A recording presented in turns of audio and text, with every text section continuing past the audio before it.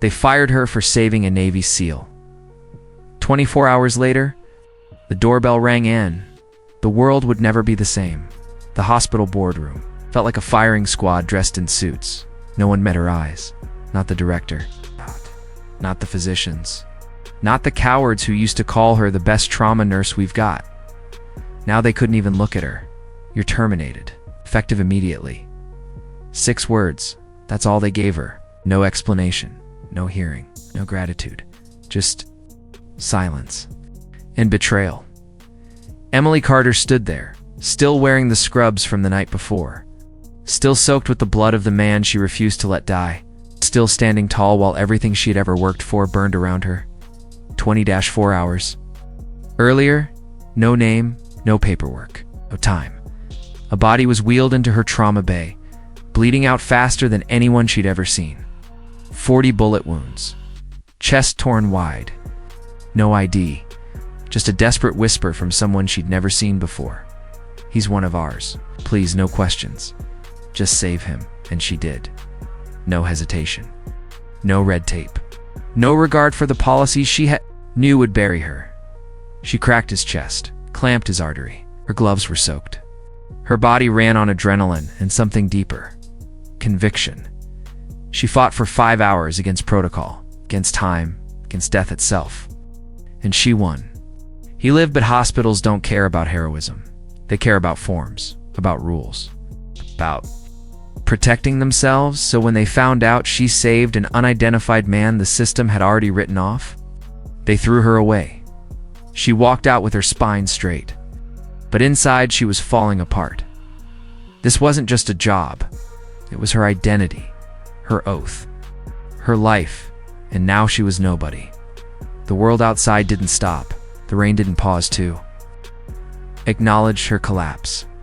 She went home, soaked in silence. No calls, no texts, not one word from the people she bled beside.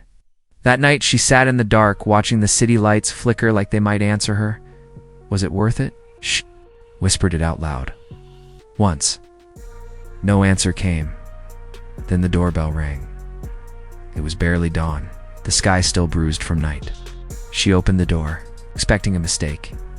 It wasn't Sync. Immovable. They filled the hallway with a presence that didn't need introduction.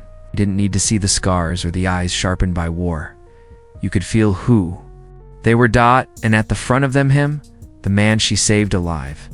He stepped forward, arm in a sling, stitched up and walking. In his good hand, a folded flag. He held it out to her. No words, just the weight of it. Inside the flag, a small, handwritten note. You saved one of us. Now you have all of us. Knees nearly buckled, her throat locked shut, tears hit the flag like rain. The man met her eyes and spoke. We don't forget our own. You're family now. Behind him, the others didn't move. They didn't need to. They weren't there to protect her. They were there to honor her. Then came the words that carved themselves into her bones. Some people follow rules. Others save lives.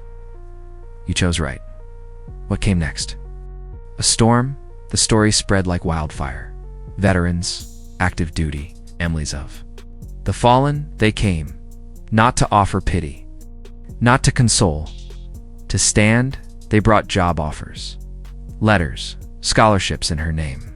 Some just came to stand in silence, uniforms lining the street like a wall of ghosts. The hospital board that discarded her, they panicked. An apology arrived. A desperate plea. We'd like to reinstate your position. She didn't even open. The envelope, her silence was the answer. Later, a package arrived from the man she saved. Inside was a second note. When rules fail, heroes rise. And below it, a combat medal, his, pinned to a velvet backing. No explanation. Because none was needed. Emily Carter didn't ask for any of this. She didn't break the rules to be praised.